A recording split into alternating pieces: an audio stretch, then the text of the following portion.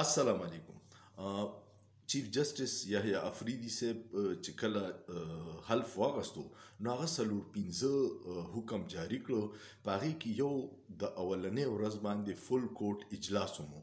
دا فل کوټ اجلاس د تیر شپږو میاشتو راسینو شوی. منصور علي شاه به چیف جسټس ته بار بار وی چې فل کوټ اجلاس راوغواړه، څه داسې اقدامات دي چې په هغې ججانو تحفظات دي، نو چې فل کوټ اجلاس کې په هغې ډسکشن وکړو. او قاضي صاحب سره دا یره وه چونکې هغه د دې کرپټ نظام او د دې فرسوده نظام او د دې فراډ الیکشن سهولتکار دی د لندن پلین، نو هغه دا نه کول. هغه وی چې هسې نه حکومت ته یا نورو خلکو ته څه نقصان ونه شي. نو اوس چې کله اجلاس یې راوغوښتو، یحیی افریدي صاحب دا د حکومت دپاره یو دچکه وه، او بیا په هغې کې 14 کسانو شرکت وکړو.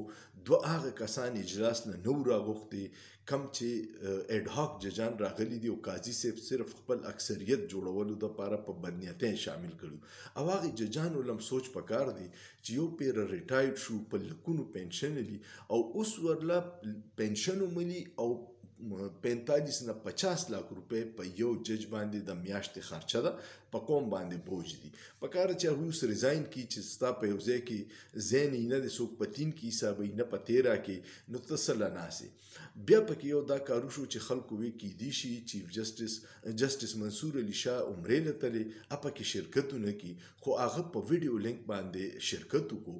او کومه اعلانیه چې جاری شوه هغې کې دا ډېر عجیبه وه چې خلک هغې نه لکوټي امید جوړوي چې په اعلامیه کې 2 پیرې د جسټس یحیی افریدي ذکر دی او 3 پیرې پکې د منصور علي شاه دی.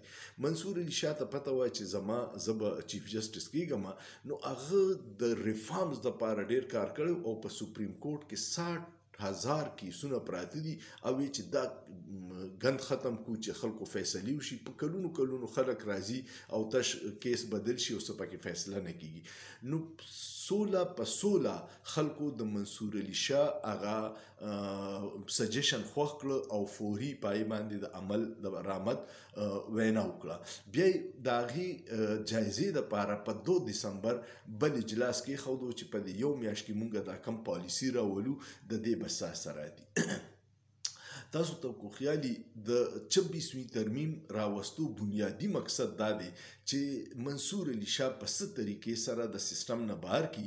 ځکه خواجه آصف په یو بیان دی کوم چې وزیر دفاع دی، هغه وی چې موږ ته داسې اشارې میلاو شوي دي که منصور علي شاه راغی نو به دا الیکشن آډیټ کوي او زموږ حکومت به ختم شي.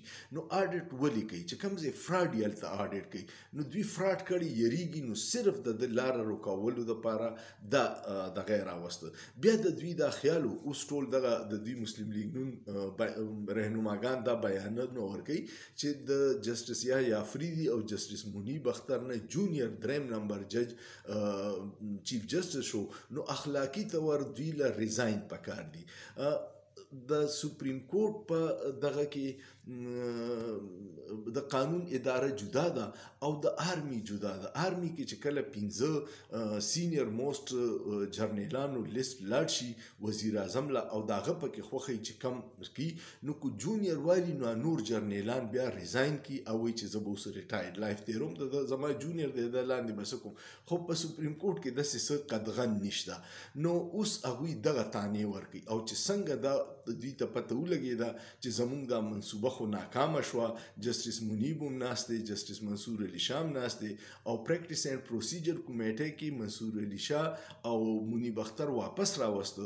نو اوس فوري حکومت نوې شوشه پرېښوده. یو یې دا چې مونږ پریکټس اینډ پروسیجر کمیټۍ کې 15 ججان شاملو، مخکې به 3، ځکه چې دوی وایي چې زموږ پکې اکثریت شي او بینچونه لګول او کم کیس اورېده، دا د پریکټس اینډ پروسیجر کمیټۍ کار دی. بیا یې پکې یو دا شوشه پرېښوده چې د ججانو تعداد سیوا کوو. دې وخت کې 16 دي، نو دوی اراده ده چې 23 کړي. 23 په دې کوي چې دوی به خپل ټاوټ ججان راولي چې یا د دوی ته محتاج او په سپریم کورټ کې د دوی اکثریت راشي. دا ټولې منصوبې دي، او ورسره پکې آئین کې 27وي ترمیم هم شوشه یې پرېښوده، بلاول د میاں شهباز شریف سره میلاو شو.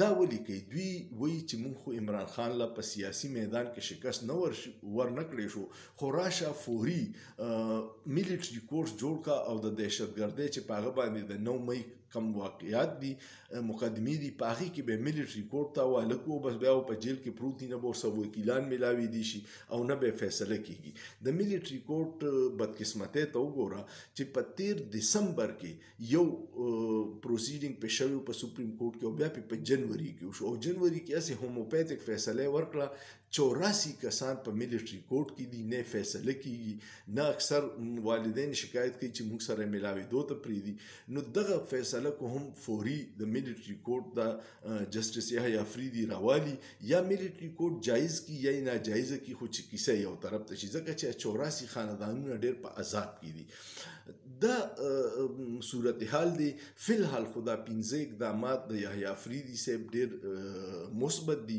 پته نه لګي کیدی شي هغه د عدلیې چې په عوامو کې چیف جسټس صاحب کم بیړه غرقه کړې ده هغه تاثر به ختمي او د عدلی عزت بحالي کیدی شي میاش پس هغه د اسټابلیشمنت او د حکومت په مرزي باندې فیصله شروع کی خو فی الحال دا یو څو اقدامات ډېر زیات خدي او د خلکو له امید پیدا شو چې کیدی شي اوس آئین او قانون باندې فیصله کیږي او زموږ د درسي کیږي دا صورتحالو مې چې تاسو سره شیر کوم ویډیو کوم خوښه شو کمنټ پیو کې لایک کې شیر کې او سوچ پیو کې په سوچ کې څه ګناه نشته